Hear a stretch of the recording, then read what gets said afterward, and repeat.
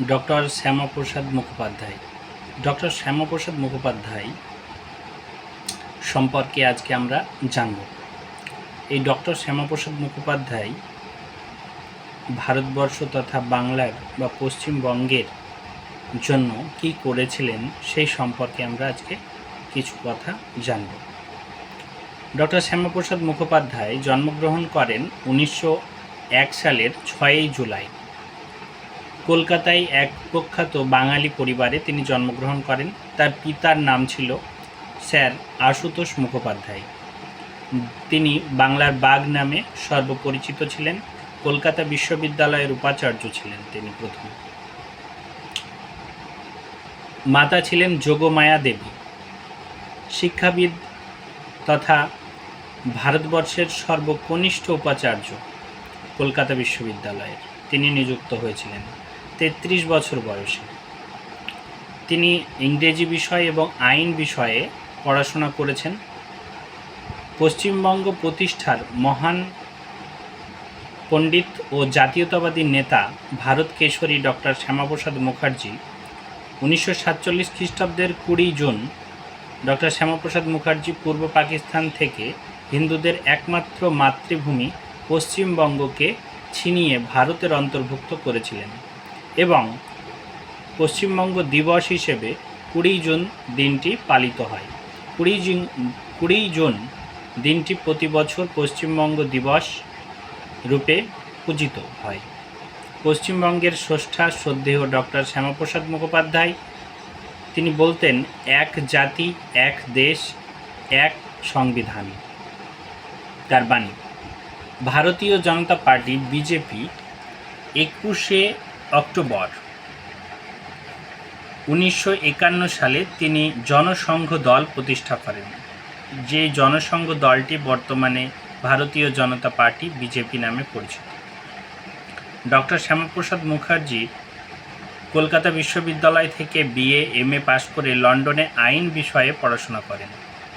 তার স্ত্রীর নাম ছিল সুধা দেবী। সংবিধান সভার সদস্য তিনি ছিলেন।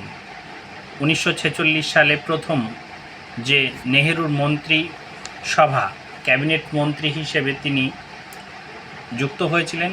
শিল্প সরবরাহ মন্ত্রীর দায়িত্ব তিনি পেয়েছিলেন নেহেরুর মন্ত্রিসভায়। তার উদ্যোগেই দামোদর ভ্যালি কর্পোরেশন DVC গঠনের হয় এবং ভিলাই ইস্পাত লৌহ ইস্পাত কারখানা তার সময় তৈরি হয় তার উদ্যোগে। জনসংঘ 1951 সালের 21 অক্টোবর প্রতিষ্ঠা করেন।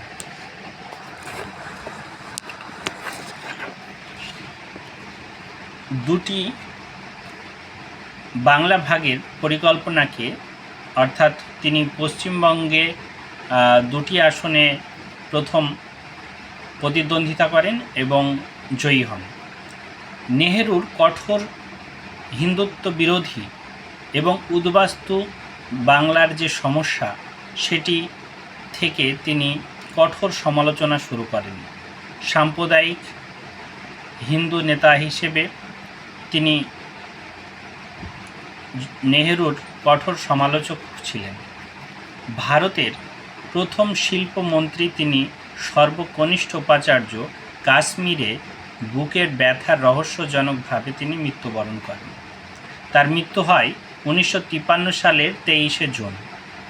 23 জুন জম্মু কাশ্মীরের ইস্যু নিয়ে মতবিতর্কের জেরে বন্দি অবস্থায় রহস্যজনকভাবে তিনি 52 বছর বয়সে মারা যান। জম্মু কাশ্মীরের তার নীতিবাক্য ছিল এক দেশ, এক বিধান, এক নিশান। তিনি 370 ধারার কঠোর বিরোধী ছিলেন এবং মহারাজা হরি সিংকে যে সুযোগ সুবিধা ভারত সরকার দিয়েছিল শেখ আবদুল্লাহ তার অপব্যবহার শুরু করার ফলস্বরূপ তিনি তার বিরোধিতা করেন এবং জাতীয় শিক্ষাবিদ, স্বদেশপ্রেমী জাতীয়তাবাদী নেতা রূপে ডক্টর শ্যামাপ্রসাদ মুখোপাধ্যায় হিন্দু বলতেন এক প্রধান, এক নিশান, এক বিধান। অর্থাৎ রাষ্ট্রের একজনই প্রধানমন্ত্রী থাকবেন, এক নিশান মানে জাতীয় পতাকা থাকবে এবং এক বিধান মানে একটি সংবিধান থাকবে। এই ডক্টর শ্যামাপ্রসাদ মুখোপাধ্যায় বিশ্বকবি কবিগুরু রবীন্দ্রনাথ ঠাকুরকে কলকাতা বিশ্ববিদ্যালয়ের সমাবর্তন অনুষ্ঠানে বাংলা ভাষায় বক্তব্য রাখার সুযোগ করে দিয়েছিলেন ব্রিটিশদের রীতি ভেঙে। ডক্টর শ্যামাপ্রসাদ মুখার্জি হিন্দু মাতা নেহেরুকে, যোগমায়া দেবী নেহেরুকে একটি চিঠি লেখেন যে আমার ছেলের মৃত্যুর রহস্য তদন্ত চাই। সেই তদন্ত আজও হয়নি বলা যায়। নেহেরুর সরকারের কঠোর সমালোচক তথা ডক্টর শ্যামাপ্রসাদ মুখোপাধ্যায়ের যে মৃত্যুর রহস্য তা আজও প্রকাশ্যে পরিস্ফুটিত হয়নি। রবীন্দ্রনাথ ঠাকুরের এক প্রধান, এক নিশান এবং এক বিধান অটল বিহারী বাজপেয়ী ও শ্যামাপ্রসাদ মুখার্জি দুজনেই সঙ্গী ছিলেন। শ্যামাপ্রসাদ মুখার্জির ডায়েরি ও মৃত্যু রহস্য গ্রন্থখানিতে তার দাদা নিষাদবার্গ ঝিলের পাহাড়ের ওপরে এক বন্দি গৃহে তিনি ডাল লেকের পাশে ঠান্ডায় রাখা হয়েছিল তাকে বন্দি করে, এবং তার জ্বরে বুকে ব্যথা শুরু হয় এবং তিনি মারা যান, এইটুকু জানা যায়। হিন্দু মহাসভার সদস্য ছিলেন তিনি এবং ভারতের জাতীয় জাগরণ, স্বাধীনতা সংগ্রামে তার অংশগ্রহণ অনবদ্য।